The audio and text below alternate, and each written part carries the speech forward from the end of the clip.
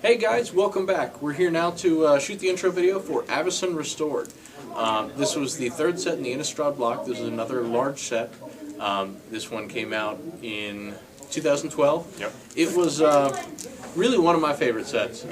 It introduced a lot of mechanics that hadn't seen before. They did not repeat the dual-face cards that they had with Dark Ascension and Innistrad, but they brought in a lot of mechanics that made gameplay a lot of fun. Miracle's a big one.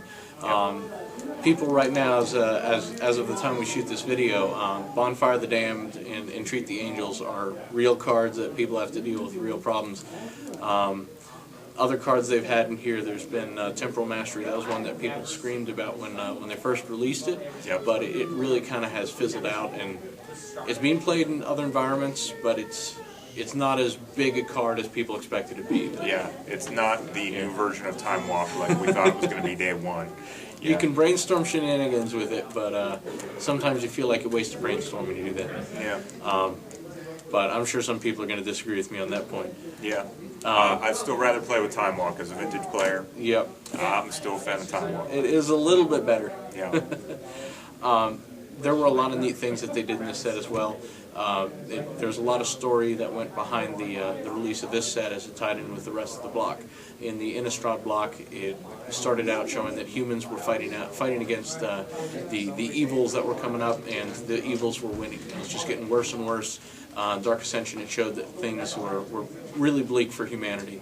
And in Avacyn Restored, you saw the story change to show that Liliana had showed up, and she ended up with Thalia in a tight spot where Liliana is basically doing her ultimate ability on the card, and she said, either you, Thalia, and all your people are going to die, or you're going to blow up the Hell Vault.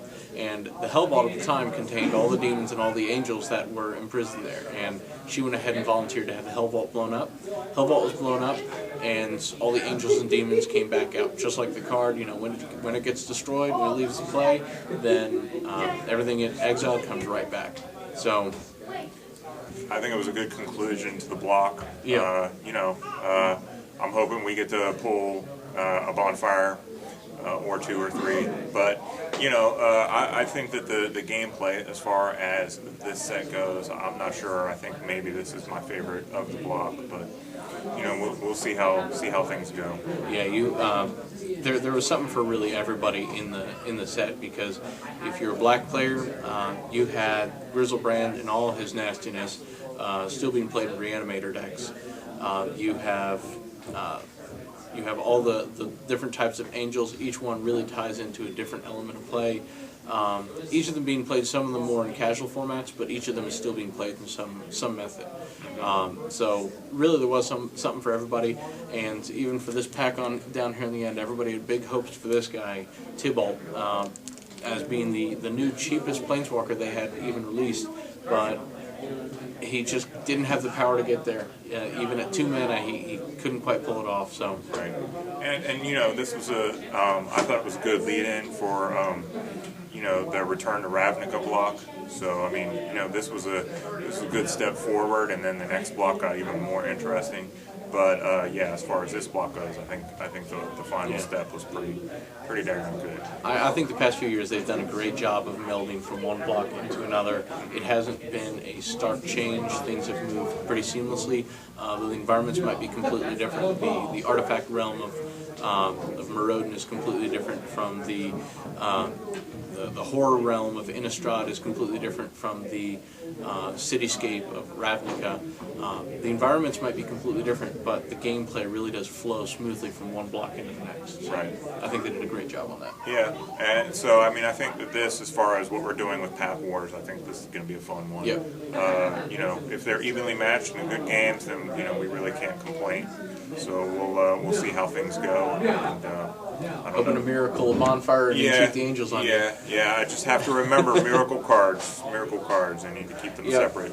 The moment it touches your hand, it's too late to pay the miracle cost. Yeah, for just think of Sylvan Library. Keep everything a little bit over to the side. All right. Well, have it a lot of players is to, instead of just drawing the card, you take the card off top of the library, put it on your playmat, move it around so you know when you got one card, flip it up and hold it in one hand separate from the rest of your hand. Look at that card, decide, if you do this with every single card, then your opponent's not going to know if that was a miracle card or not. But if your opponent sees you go like draw, and then sees you go, oh, hold on, I got to make a choice. And even if you're not playing with miracle cards, you can act like you are. Yeah. But so if you can't afford a bonfire in a mono red deck, you act can like make you them have think one. you have a bonfire. Yes, make them think you have 4. Yeah. Yep. Okay. All right. Is that it? I think it's about all we got. All right. We'll see you guys in the gameplay. All right. Take care. All right. Talk to you later.